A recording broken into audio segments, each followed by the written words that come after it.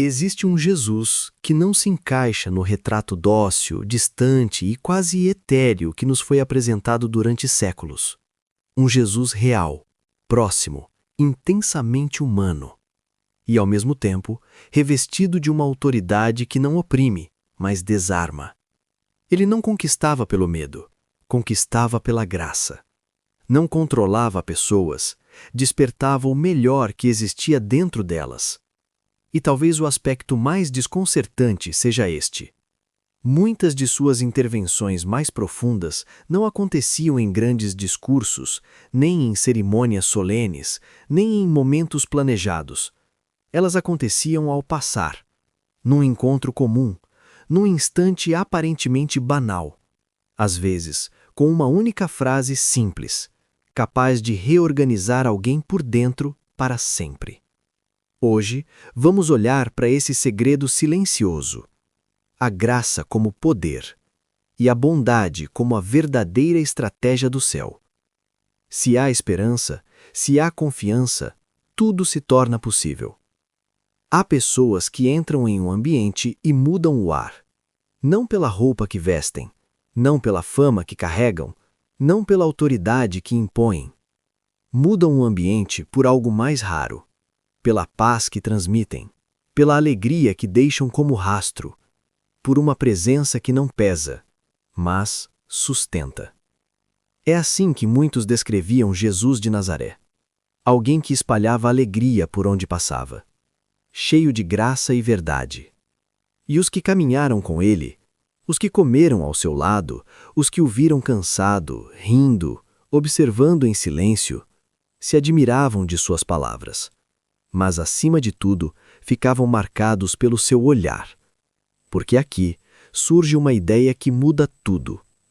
A graça não é apenas uma virtude bonita. A graça é um aroma, o perfume da bondade que emana de uma alma saturada de amor. Este aroma era percebido mesmo quando Jesus não estava ensinando. Mesmo quando não fazia nada religioso. Ele se manifestava quando escutava, quando parava, quando não tinha pressa. E isso é essencial. A bondade, sozinha, pode até inspirar respeito. Mas quando não vem acompanhada de graça, pode afastar. Há pessoas corretas que fazem você se sentir julgado. Há pessoas boas que fazem você se sentir pequeno.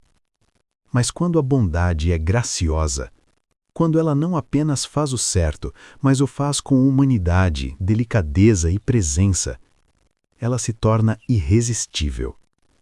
Jesus compreendia algo que muitos líderes jamais entenderam. A bondade só é eficaz quando também é atraente. Se não aproxima, não transforma. Se não acolhe, não cura. Por isso sua forma de tratar as pessoas era tão diferente. Ele conhecia profundamente o ser humano. E por isso, sua compaixão era real. Não sentimentalismo barato. Não piedade vazia. Era uma compaixão prática, pessoal e construtiva. Ele não transformava a dor em espetáculo. Não usava o sofrimento alheio para discursos. Não se engrandecia diante da miséria humana. Ele se aproximava, dava nome à dor e a transformava em caminho. Sua familiaridade com o sofrimento nunca gerou indiferença. E quando consolava alguém, não alimentava a autocomiseração. Esse é um detalhe finíssimo. Há consolos que enfraquecem. E há consolos que devolvem o chão sobre os pés. Jesus consolava devolvendo dignidade, porque amava de verdade. Não a humanidade abstrata, mas cada homem, cada mulher, cada criança. E esse amor não era ingênuo, era sustentado por uma percepção extraordinária. Ele observava, escutava, detectava necessidades e anseios com uma precisão quase desconcertante. Por isso algo se repete constantemente. Jesus nunca tinha pressa. Ele tinha tempo para consolar alguém no caminho, à beira de uma rua, dentro de uma casa simples, no meio do barulho, no meio da multidão. E ainda assim, quando parava diante de alguém, Essa pessoa sentia que o mundo inteiro havia silenciado. Ele não interrogava como um juiz espiritual, não arrancava confissões. Era o oposto. Era um ouvinte encantador. As pessoas não sentiam que estavam se confessando, sentiam que estavam conversando. E isso muda tudo. Por que confiavam tanto nele? Porque percebiam algo raríssimo. Jesus acreditava nelas. Uma fé profunda. Não uma fé cega, mas uma fé que enxergava potencial onde outros viam apenas ruínas. Quando ele sorria para alguém, aquela pessoa se sentia mais capaz de resolver a própria vida. Isso não é misticismo barato, é psicologia espiritual. O olhar de alguém que acredita em você pode reorganizar seu mundo interior. Mas aqui surge outro ponto que quebra estereótipos. Jesus não era um místico suave que nunca confrontava. Ele amava tanto e com tanta sabedoria que sabia ser firme quando a situação exigia disciplina. Sua severidade não era desprezo, era remédio. Muitas vezes, em vez de colocar alguém sob controle, ele pedia ajuda. Sim, ele ajudava pedindo ajuda, porque ao pedir ajuda, despertava responsabilidade, chamava o melhor da natureza humana. Esse é um tipo de liderança invertida.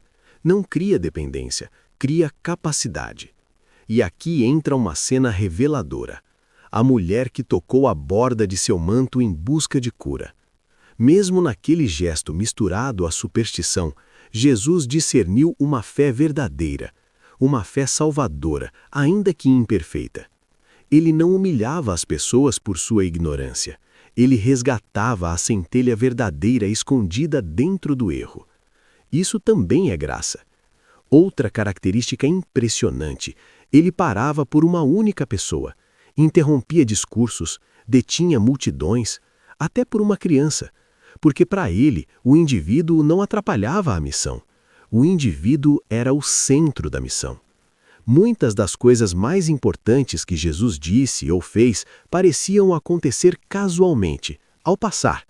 Nada de encenação, nada de espetáculo, não porque fosse improvisado, mas porque sua vida era tão coerente que o bem fluía naturalmente. Ele distribuía saúde, espalhava felicidade, como quem respira. E aqui surge um ensinamento atemporal. A verdadeira espiritualidade não é palco, é caminho. Não é pose, é maneira de estar no mundo. E é exatamente isso que o espírito de cavalo de Troia resgata. Durante séculos, Jesus foi distorcido. Sua mansidão confundida com fraqueza. Sua humildade confundida com humilhação. Mas o Jesus que emerge aqui possui dignidade, profundo respeito por si mesmo, sem ego inflado, sem submissão cega. Ele ensinava a verdadeira humildade diante de Deus, não a humilhação diante dos homens. Valorizava a sinceridade, o coração puro, a coragem, a fidelidade. Não temas. Esse era seu lema. A paciência era sua força. Sua mensagem não era para covardes, era um chamado à coragem, ao heroísmo interior. Por isso escolheu pessoas comuns, trabalhadores, gente real, e sua postura diante das mulheres foi revolucionária. Em uma sociedade que as silenciava, ele as tratou como discípulas, mestras e portadoras da mensagem. Em uma geração, rompeu séculos de exclusão. Onde outros viam propriedade, ele via pessoas. Onde outros viam perigo, ele via valor. Livre de preconceitos, livre de superstições, Jesus denunciou rituais vazios, desmascarou a religião sem vida e proclamou algo escandaloso. Os seres humanos são, de fato, filhos do Deus vivo. Ele não foi um revolucionário destrutivo, foi um transformador consciente. Quando derrubava algo, oferecia algo melhor. Por isso exercia autoridade sem tirania. Inspirava obediência sem exigir submissão. Era admirado por quase todos, exceto por quem vivia preso ao medo, ao poder ou ao dogma. E não, ele não era o Cristo frágil das pinturas pálidas. Sua presença era firme, natural, viva. Quando disse não resistais ao mal, não estava pedindo passividade diante da injustiça. Estava ensinando a não permitir que o ódio governe o coração. E quando observamos o impacto que teve sobre seus discípulos, o retrato se completa. Cada um via nele algo diferente, como uma sinfonia perfeita, forte e gentil, firme e misericordioso, justo sem crueldade, amoroso sem ingenuidade. E agora isso desce para a nossa vida, porque isso não é apenas um retrato para admirar, é um modelo para viver. Fazer o bem ao passar, espalhar dignidade, curar com presença, acreditar nas pessoas, porque talvez o maior mistério não seja que as pessoas tiveram fé em Jesus, mas que Jesus teve fé nas pessoas. E a pergunta final não é apenas quem ele foi, é o que acontece com o mundo quando alguém decide viver assim, sem pressa, sem medo, sem preconceito. E mais ainda, o que aconteceria com você se começasse hoje? Ele acreditava nas pessoas quando ninguém mais acreditava. Via futuro, onde todos viam fracasso. E ao fazer isso, devolvia às pessoas algo que o mundo havia roubado: dignidade. E agora, o portal de Troia deixa a pergunta aberta, sem resposta pronta, sem doutrina, sem manual. O que aconteceria com o mundo se mais pessoas caminhassem assim? O que mudaria se a espiritualidade deixasse de ser palco e voltasse a ser caminho? Se o bem deixasse de ser discurso e voltasse a ser presença? Porque o verdadeiro legado não está em templos, livros ou sistemas. Está no que acontece quando alguém decide viver acordado. Quando alguém decide fazer o bem ao passar. Quando alguém escolhe acreditar no outro, mesmo num mundo treinado para desconfiar. Talvez a revolução mais perigosa não seja política, nem religiosa. Talvez seja interior. E talvez, só talvez, o chamado mais urgente do nosso tempo não seja seguir uma religião, mas recuperar um Jesus real, livre, humano, vivo, e permitir que essa graça, silenciosa, firme e transformadora, atravesse você. Porque a pergunta final não é quem foi Jesus. A pergunta é: o que acontece com o mundo quando alguém decide viver como ele? E mais ainda, o que acontece com você quando para de ouvir sobre isso e começa a viver assim? Silêncio. O caminho continua.